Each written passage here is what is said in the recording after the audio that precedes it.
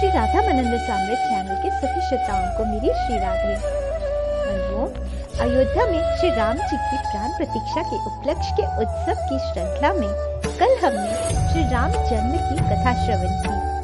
आइए आज हम सूरदास जी के एक और पद के द्वारा श्री राम और श्री सीता जी के विवाह में प्रवेश करते हैं। सूरदास जी ने अपने इस पद में बताया है कि किस प्रकार श्री राम और लक्ष्मण श्री जनक जी के दरबार में शोभा पा रहे हैं, कैसे सब उन्हें देख देख कर मोहित हैं और जब उन्होंने धनुष पंचन किया तो उनकी आवाज से क्या क्या हुआ।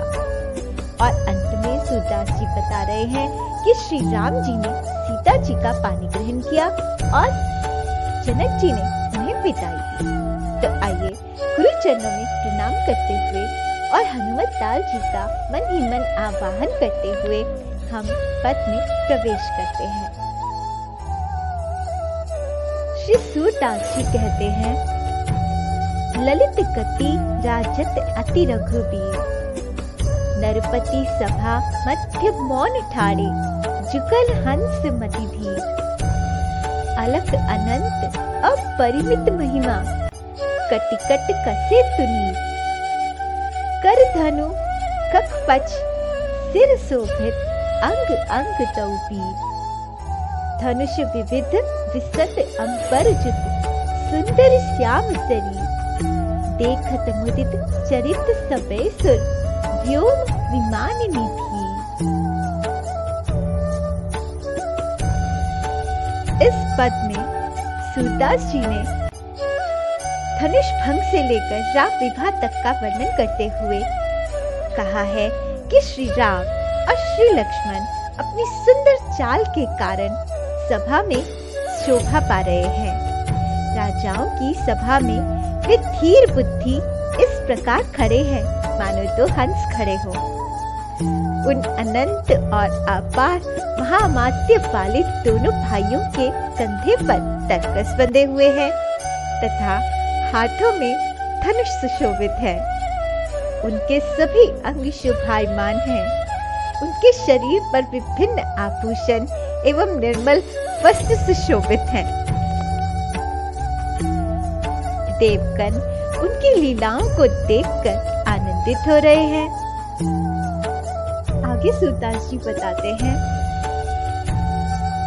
प्रमुदित जनक निरखी मुख अंबुज, प्रकट नैन मधि नीर, तात कठिन प्रण जानी जान की, आनित नहीं उधीर, करुणामय अब चाप लियो कर, पादी सुदृढ़ कटिची, भूप्रत शीस निमित्त जो गर्भ गत, पावक सींचयो नीर, तोलत मही अधीर भयो फनिपति, कुरुम अति अकुलान, दिग्गज चलित खलित मुनि आसन, इंद्रातिक भयमान, रवि मग तज्यो तरकी ताके है, उत्पत लागे जान, शिव विरंची व्याकुल भय, धुनि सुनी तब तोरेओ भगवान। सूरदास जी कह रहे हैं कि श्री राम जी का मुख कमल देखकर राजा जनक आनंद मग्न हो रहे हैं। उनके नेत्रों में आंसू भर आए, किंतु धनुष भंग की प्रतिज्ञा को याद कर श्री जानकी जी अधीर हो रही हैं। उनकी दशा को देखकर जब भगवान राम ने दृढ़ता पूर्वक धनुष उठा लिया, तब सभा में उपस्थित समस्त राजाओं के मस्तक इस प्रकार झुक गए मानो जल द्वारा सींचे जाने पर अग्नि की लपटें शांत हो गई हों।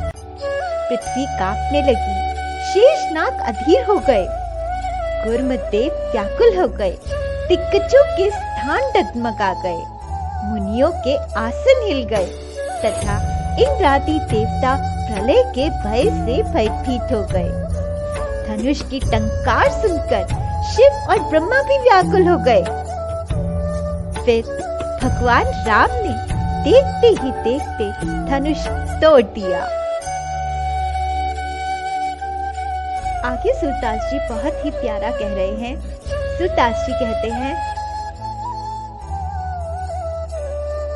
भजन शब्द प्रकट अति अद्भुत, अष्ट दिशा नभपुरी, श्रवणहीन सुनी अष्ट कुल नाग, गर्भ भय चूरी। इष्ट सुरनी बोलत नर तिहि सुनी, दानव सुर बड़सूर, मोहित विकल जानि जिय सबही, महाप्रलय को मोर। पानी ग्रहण रघुवर वर कीन्हो, जनक सुता सुख दीन। जय जय धुनि सुनि करत अमरगन, नर नारी लवलीन। दुष्टनि दुख सुख संतनि दीन्हो, निप व्रत पूरन कीन। रामचंद्र दशरथ ही विदा करी, सूरदास रस दीन।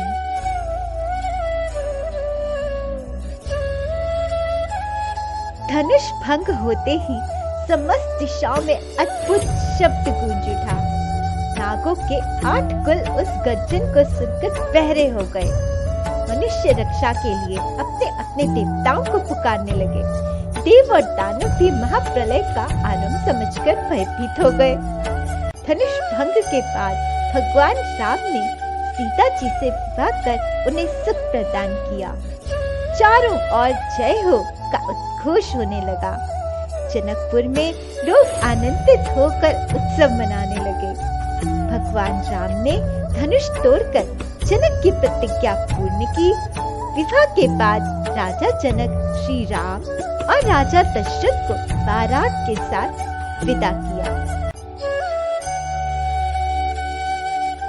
आशा है आपको ये पद सुनकर बहुत आनंद आया होगा। श्री राम सीता जी के विवाह का एक छोटी सी झलक देखकर उसमें प्रवेश करके अलौकिक सुख की प्राप्ति हुई होगी। तो इसी श्रृंखला में आगे बढ़ते हुए कल भी 12 बजे मैं एक और श्री रामचरित्र जी की वीडियो के साथ आपसे मिलूंगी। तब तक जय सिया राम, श्री राधे। जाने से पहले वीडियो को लाइक कमेंट कीजिए, मेरे चैनल को सब्सक्राइब कीजिए ताकि आने वाली वीडियोस आपको मिल सके। बेल आइकन को जरूर प्रेस कीजिए। श्री राधे।